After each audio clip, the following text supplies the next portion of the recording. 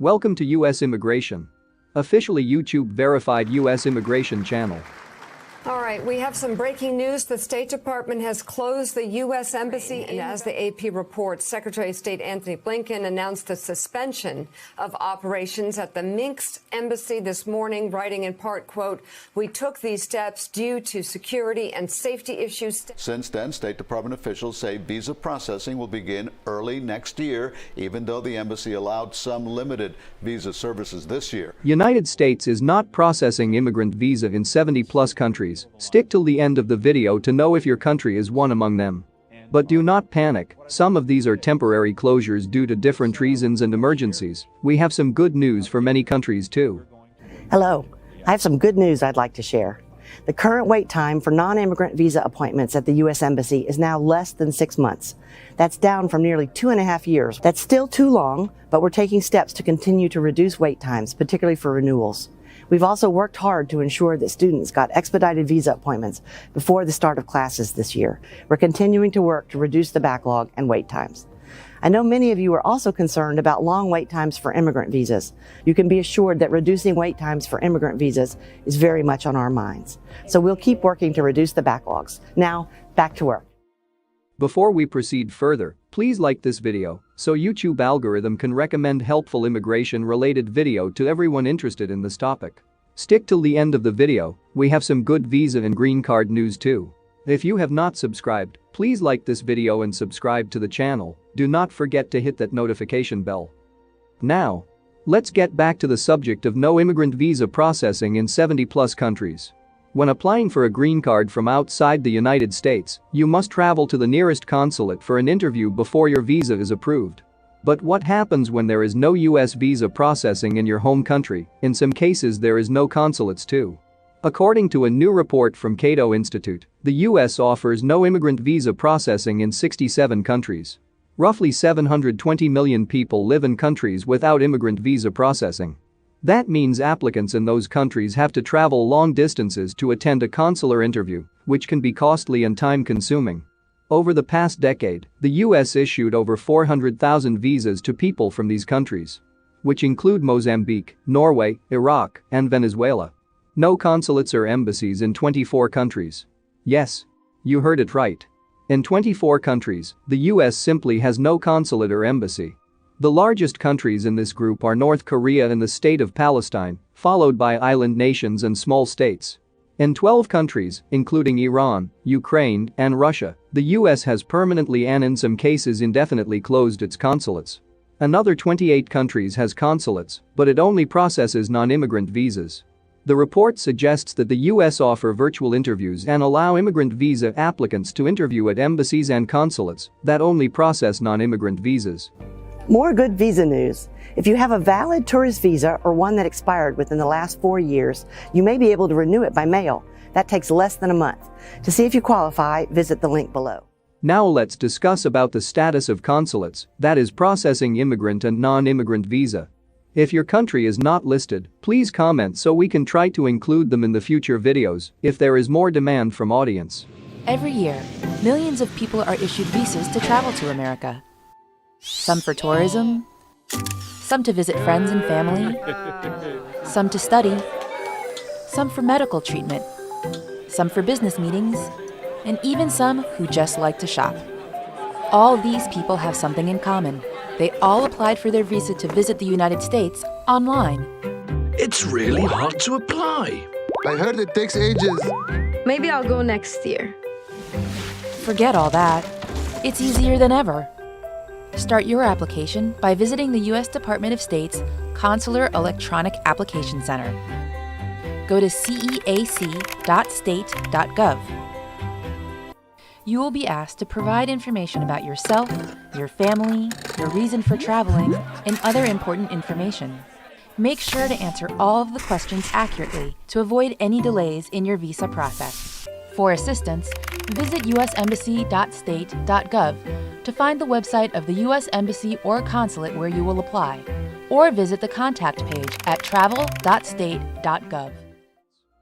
Let's check on country-wise status of U.S. embassies and consulates that has resumed certain immigrant and non-immigrant visa appointments.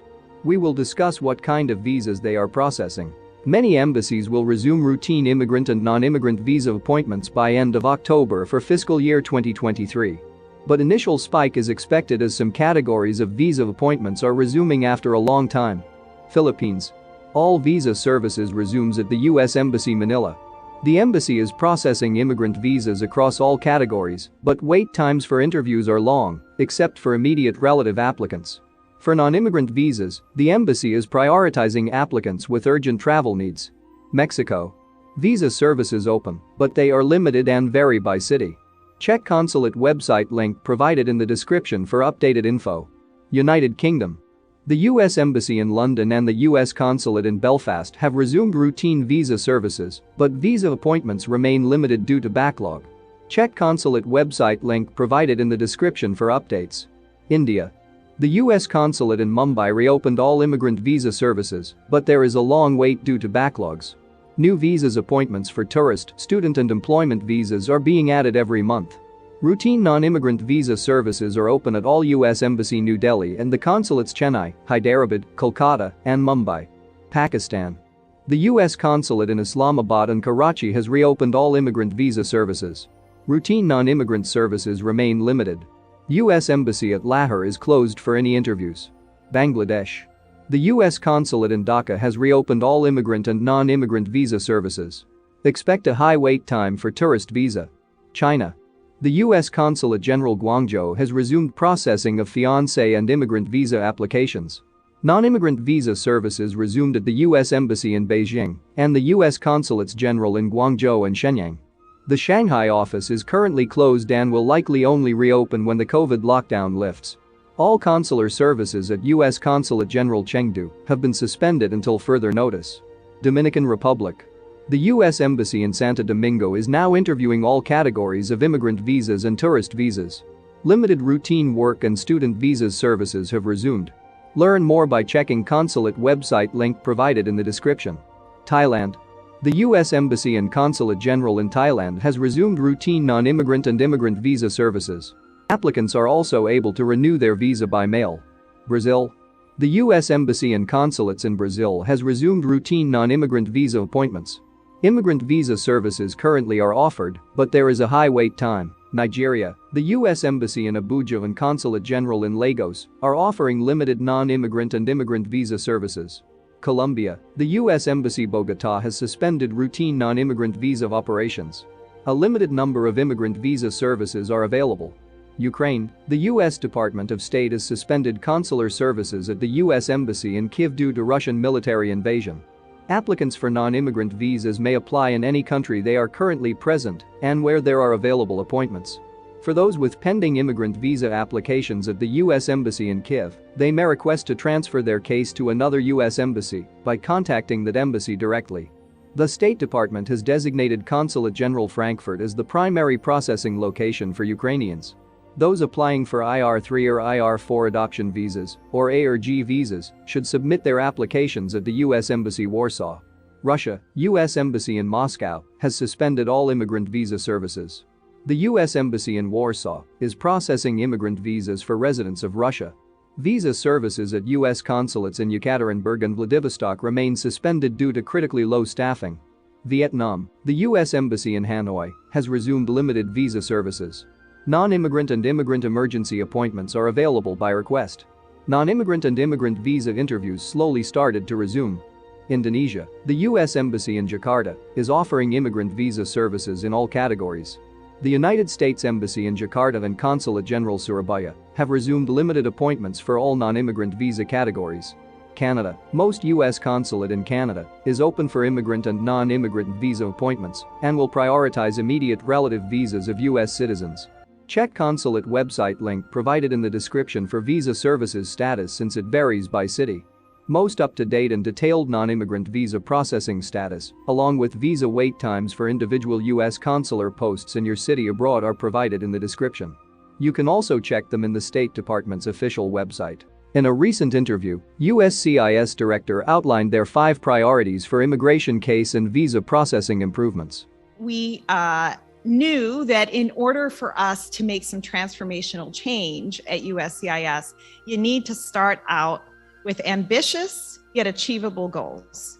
And we need to set them out clearly so that everybody understands what they are and build from there. And hence the 5 priorities that Ben just laid out. To achieve success, other notable plans outlined include IT investments to increase functionality of forms and expand self-service features, improvements with in-person interview scheduling to increase productivity and add capability for video and remote interviews, overtime for the Tier 2 level of customer service, additional scanning services needed due to the increased number of adjudications, new positions, additional overtime, and new high-speed scanners at service centers to digitize paper cases so that they can be adjudicated electronically. Hope the information presented in the video is useful. See you soon in our next video.